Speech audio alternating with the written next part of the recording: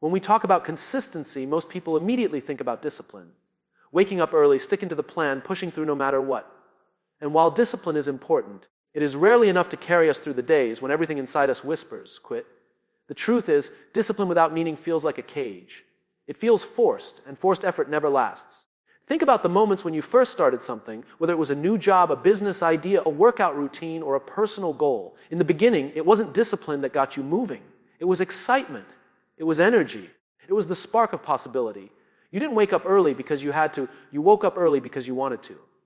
That feeling came from a deeper reason, a purpose that mattered to you. But as time passes, that initial excitement fades. The routine becomes normal, the progress slows, and obstacles start showing up. Suddenly, the thing that once gave you energy now feels like it's draining it. And that's when most people mistake their fading enthusiasm for a lack of discipline.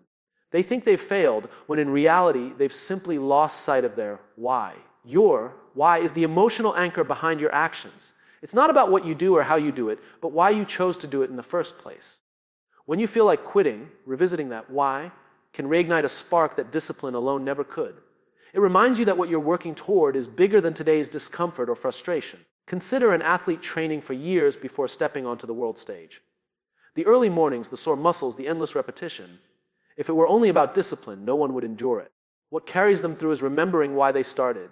Maybe it's a promise they made, maybe it's a dream they carry, maybe it's the impact they hope to leave behind. The why makes the sacrifices meaningful. The same applies to us in everyday life. If you're building a business, your why might be to give your family a life of freedom. If you're studying late at night, your why might be to open doors your parents never had. If you're pushing through a fitness journey, your why might be to live long enough to see your children grow. Each of those reasons is far stronger than a calendar reminder or a motivational quote. When consistency feels heavy, it's usually because we've turned the journey into a checklist instead of a mission. A checklist says, I have to do this today. A mission says, I get to do this because it matters. That shift doesn't remove the struggle, but it reframes it. Suddenly, the work is no longer about surviving the day, it's about serving the bigger purpose. And here's the paradox: the people we call disciplined are often not the most disciplined at all. They are the most connected to their why. They're not grinding endlessly out of sheer willpower, they're fueled by meaning, and that fuel makes them appear unstoppable. Every meaningful journey begins with excitement. The early days are full of energy, hope, and fresh momentum. Everything feels possible. You see progress quickly, and the results give you confidence. But then something shifts. The energy slows, the progress plateaus, and suddenly the very thing that once felt inspiring now feels heavy. This stage has a name. It's the dip. The dip is the uncomfortable space between starting and succeeding. It's the moment when the path gets harder, the rewards aren't immediate, and doubt starts to creep in. And it is in this exact space that most people decide to quit. They mistake the dip for a dead end, when in truth, the dip is part of the process. It's not a sign that you're failing, it's a sign that you're growing. Growth never feels easy while it's happening. Muscles don't grow without strain, skills don't sharpen without practice, and character doesn't strengthen without resistance. The dip is the pressure point that forces us to stretch beyond our comfort zone. Without it, we would remain exactly where we started, full of potential but lacking proof. Think about any skill you've ever learned. Learning to play an instrument begins with excitement. You make quick progress in the first few days, basic notes, simple songs, and you feel unstoppable. But then the complexity kicks in. Suddenly your fingers won't cooperate, your progress stalls, and frustration takes over. That's the dip. And the only way to get to mastery is through it, not around it.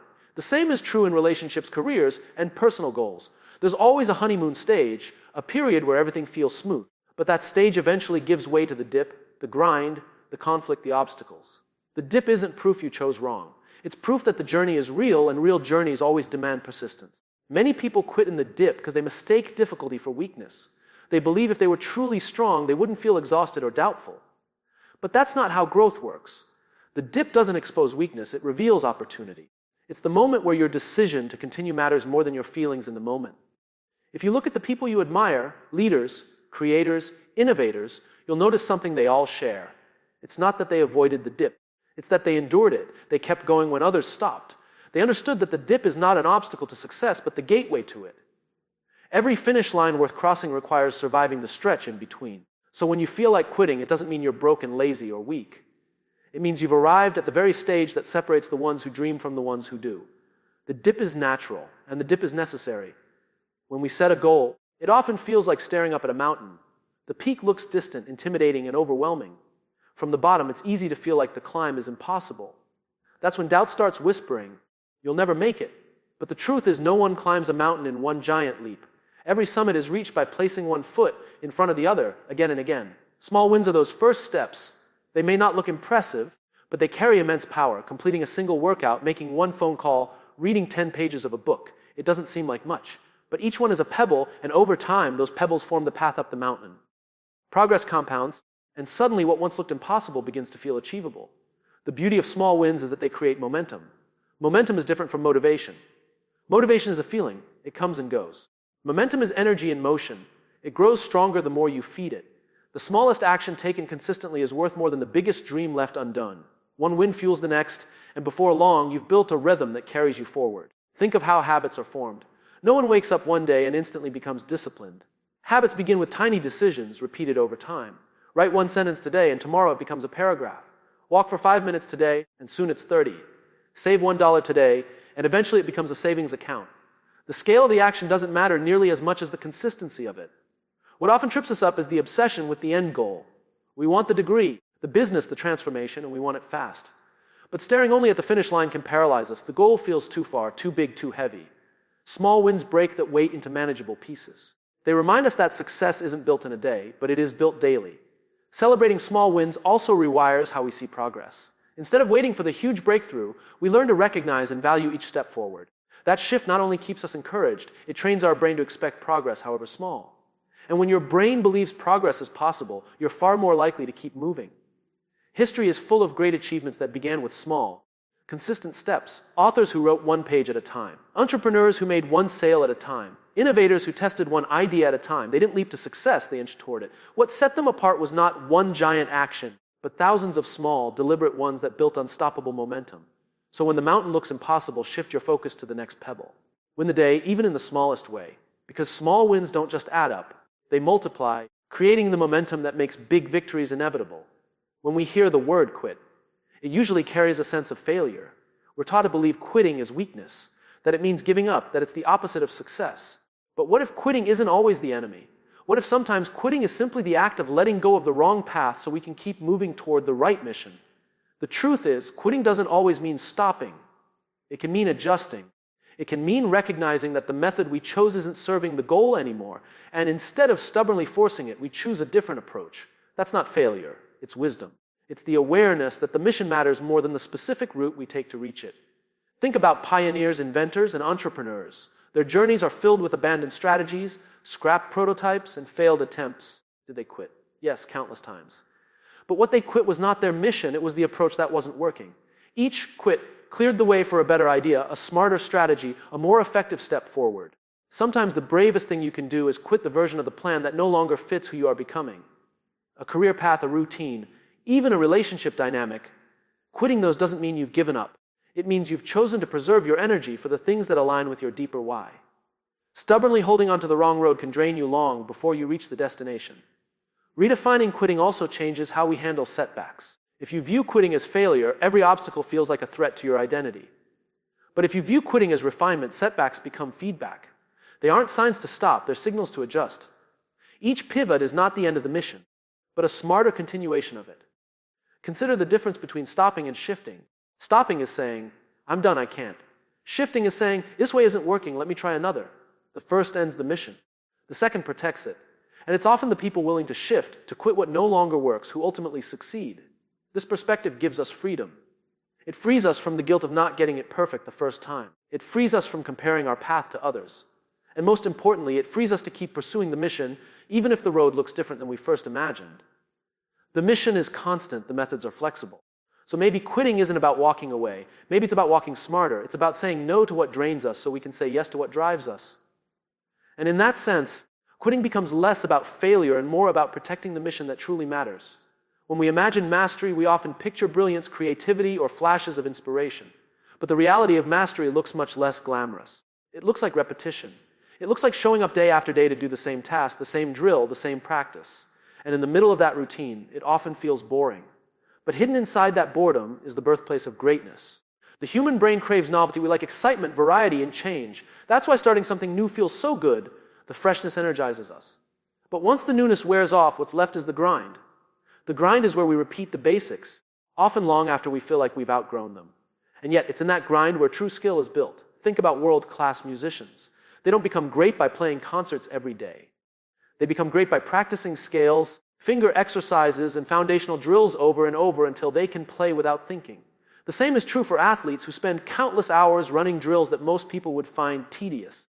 The extraordinary performance is born out of the ordinary practice. Boredom, then, isn't a sign that something is wrong.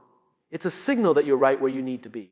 Because the act of pushing through repetition is what rewires your brain and body to operate at a higher level.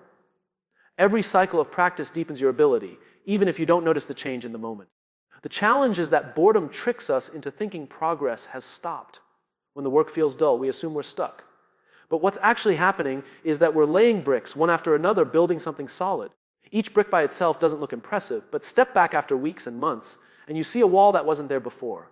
Repetition also builds resilience. When you choose to engage fully with the dull parts, you train your mind to focus even when excitement isn't present. That's a powerful skill because success rarely comes in exciting bursts. It comes in steady waves of consistent effort. The ability to keep going when it's boring separates those who dabble from those who master. The irony is that the things that look effortless in others are usually the result of years of repetition they once found boring. A dancer's fluid movement, a surgeon's steady hand, a speaker's calm presence. None of these were born overnight. They were carved into muscle memory through endless cycles of practice, long before anyone was watching. So when the routine feels dull and the repetition feels heavy, it doesn't mean you're going backward. It means you're building something deeper than excitement. You're building mastery, the kind that only comes when you learn to embrace boredom and transform it into growth. We often glorify willpower as the ultimate force behind consistency. The idea that if we just dig deep enough, we can push through anything on our own. But willpower is like a battery. It drains. Some days it's full, but on the days you need it most, it's often empty. That's why relying solely on willpower sets us up for inconsistency. What keeps us steady when willpower runs out is accountability. Accountability is the invisible structure that holds us up when our personal resolve starts to wobble. It's the workout partner who shows up at 6 a.m., making it harder to skip. It's the colleague who checks in on the project deadline, nudging us to keep going. It's the community that sees us, counts on us, and reminds us we're not in this alone. Human beings are wired for connection. For thousands of years, survival depended on the group, not the individual. That wiring hasn't disappeared. When others rely on us, when they believe in us, when they expect us to show up, we're far more likely to follow through. Accountability taps into something deeper than willpower responsibility. Consider a promise made to yourself versus a promise made to someone you care about. Breaking the first one is easy. You'll forgive yourself quickly. Breaking the second one stings because it impacts someone else. That sting is powerful. It pulls us forward on days when our own motivation is missing. Accountability transforms goals from personal desires into shared commitments. This doesn't mean we need an army of people watching our every move. Sometimes accountability is as simple as telling a friend your intention, joining a group of like-minded people, or even sharing your progress publicly. The act of making your effort visible adds weight to your consistency. It shifts your focus from "I have to do this" to "I get to do this, and others are counting on me." Community also provides encouragement when our own voice turns negative.